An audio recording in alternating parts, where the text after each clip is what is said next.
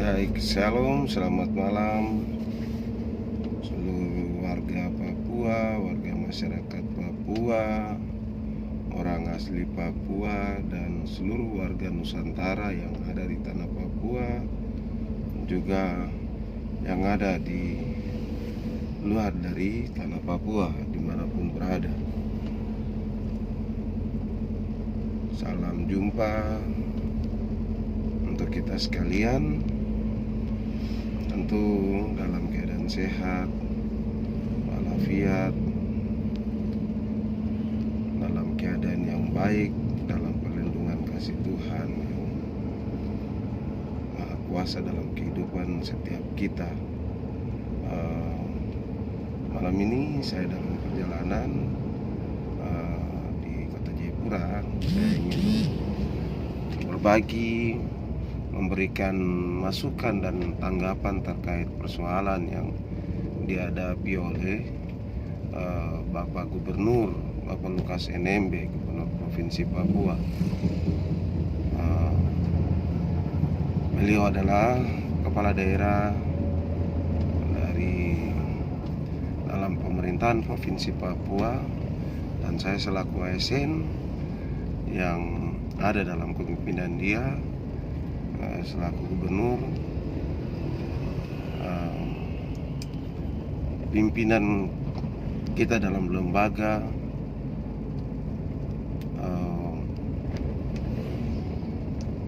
asosiasi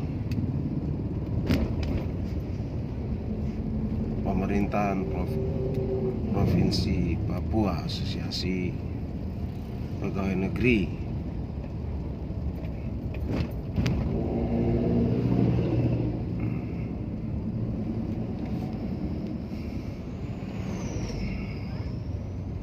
Atau yang kalau kita kenal Asosiasi Sipil Negara di pemerintahan Provinsi Papua. Banyak sekali tanggapan, banyak sekali pikiran, masukan yang ikut dengan mudah memberikan komentar, memberikan narasi-narasi yang positif maupun negatif terkait persoalan hukum yang dituduhkan kepada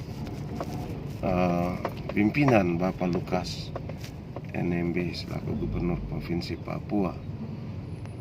Dan untuk itu saya tergerak untuk memberikan pikiran sedikit dan tanggapan saya terkait hal ini, di mana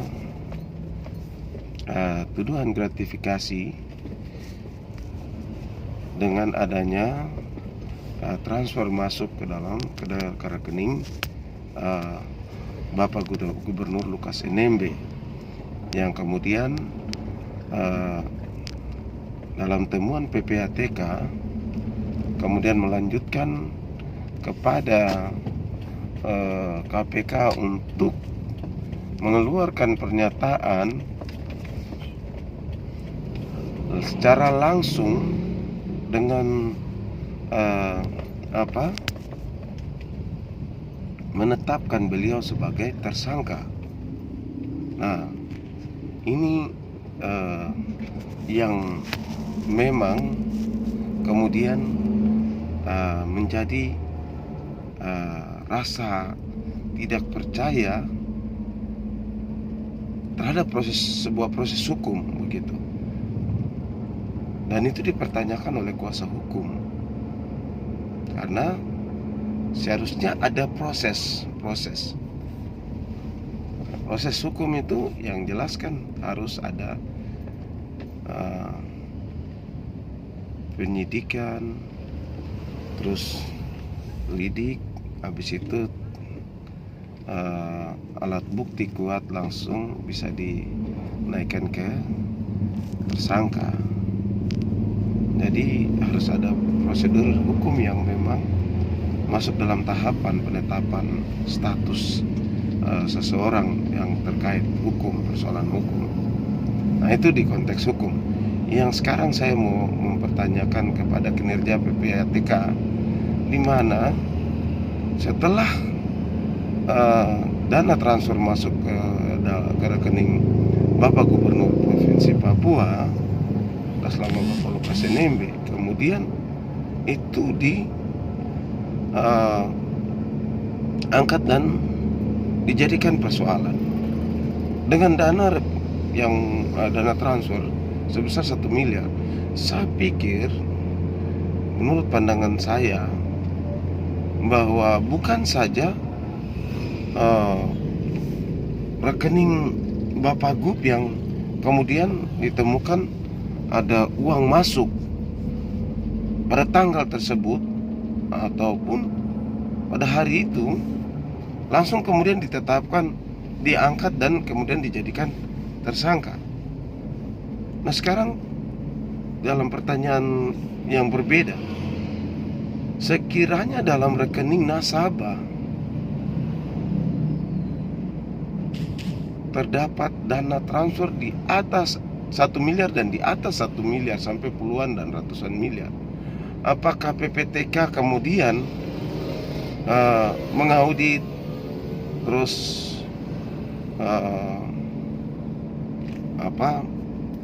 melakukan penyelidikan, kemudian jika ini terjadi mungkin ada kerjasama atau hasil pekerjaan atau sumbernya dari mana, kemudian ditransfer ke rekening seseorang. Saya pikir itu pasti ada sebuah hukum yang mengikat, yaitu perjanjian atau fakta integritas yang dilakukan dalam bentuk kerjasama, misalnya seperti itu. Nah, pada saat rekening itu ditemukan dengan jumlah sekian, apakah bisa ditetapkan seperti itu secara gamblang? Karena dalam hal ini saya melihat seolah-olah rekening transfer di Pak Gubernur langsung dijadikan kesalahan setelah ditetapkan sebagai tersangka gratifikasi dan dipertanyakan, lalu diungkit ke 12 kasus yang ada di belakang sebelumnya. Nah, kalau kita kembali hitung lagi sebelumnya ini berapa tahun ke belakang, kemudian dari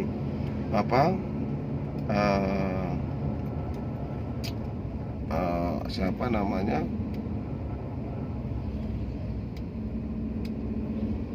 komisi apakah, pemberantasan korupsi kah, ini tidak fair dan tidak proporsional dalam melaksanakan tugas dan tanggung jawab beliau.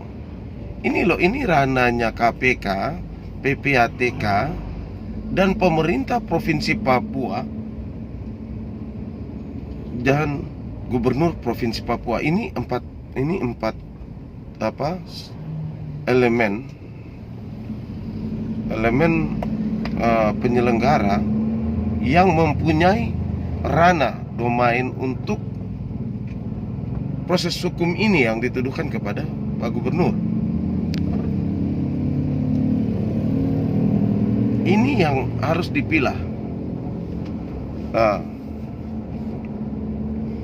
Ketika foto-foto diedarkan oleh siapa itu, manusia Jawa itu, ini kapasitas dia sebagai apa? Tidak mendasar ketika dia berargumen di dalam media nasional, elektronik, TV swasta maupun lainnya, bahwa dia tergerak untuk membantu KPK. Nah, Anda tidak mempunyai legitimasi hukum untuk mengaudit dan kemudian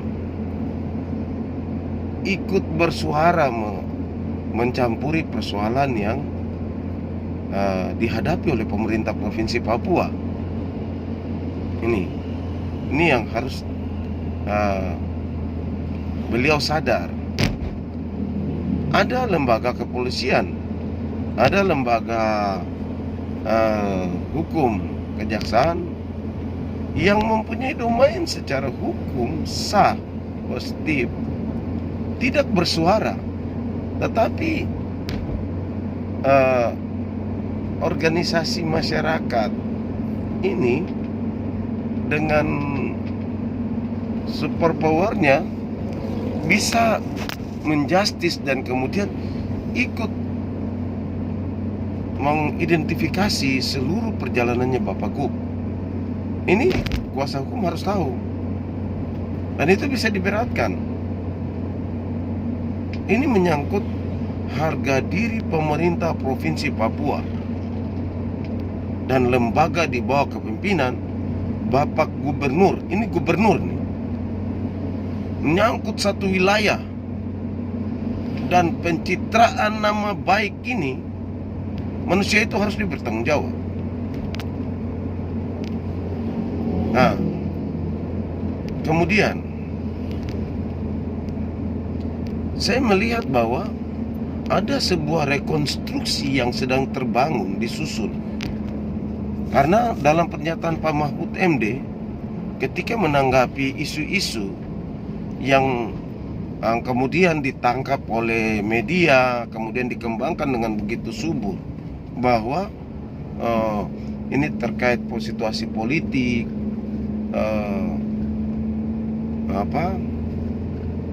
yang dibangun untuk menjatuhkan Bapak Gub.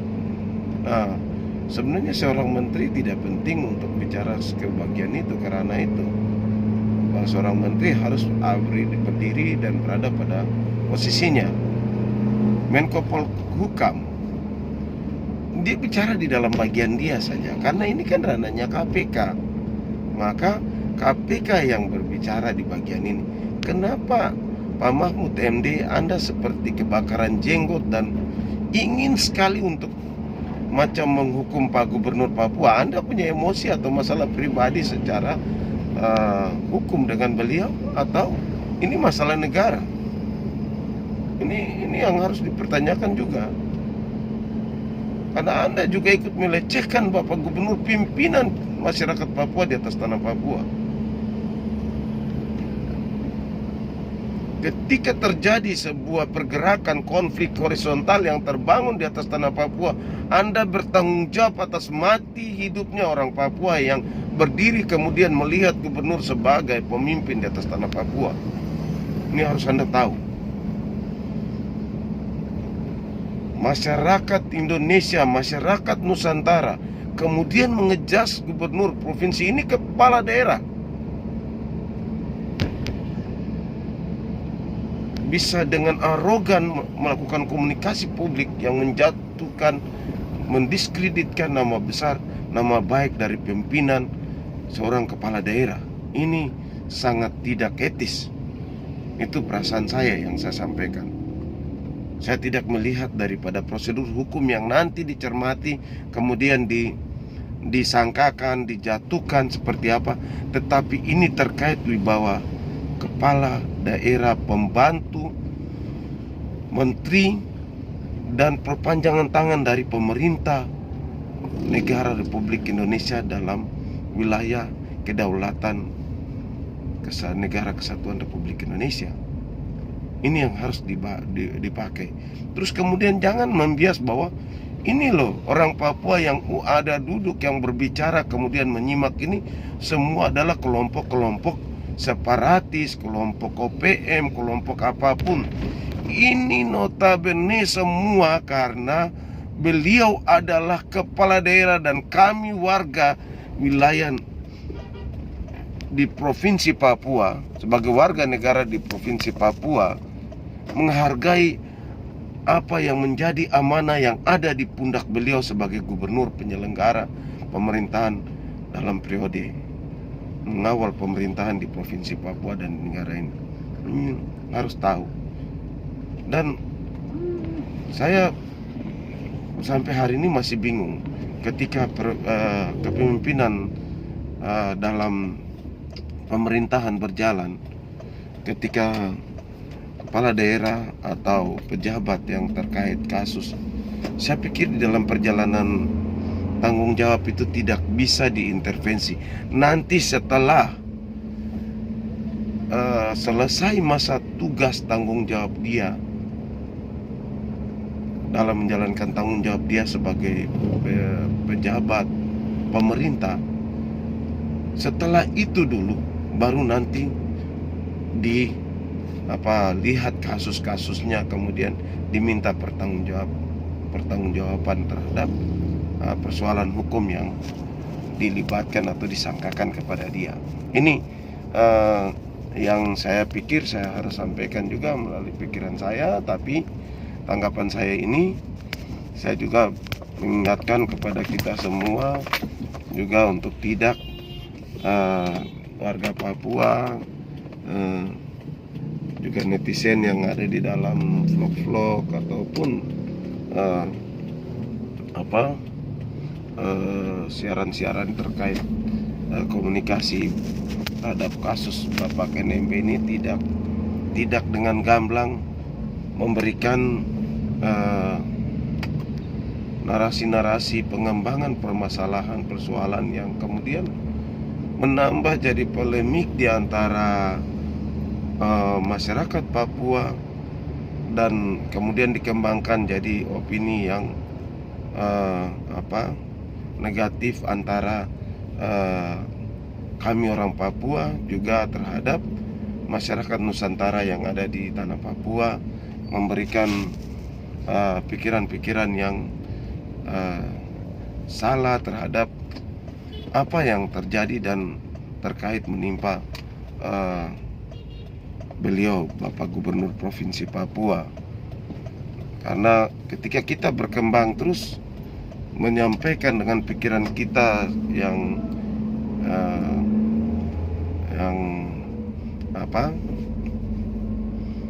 jamblang tapi tidak memberikan esensi yang baik dalam nilai positif, maka kita akan menambah persoalan, membuat persoalan semakin blunder, dan membuat beliau tidak dalam posisi yang baik. Karena mengingat kesehatan beliau juga selaku gubernur, juga dia sebagai kepala rumah tangga dari istri dan anak-anak. Jadi kita harus sama-sama saling menjaga, tidak melihat dan menuduh, menjustifikasi persoalan dalam hemat kita untuk dijadikan konsumtif yang tidak membangun. Itu dari saya. Terima kasih. Kita terus belajar untuk bisa menjaga nilai orang Papua di atas tanah Papua dan di dalam bingkai negara kesatuan Republik Indonesia. Tuhan berkati. Salam hormat, salam sehat. Shalom.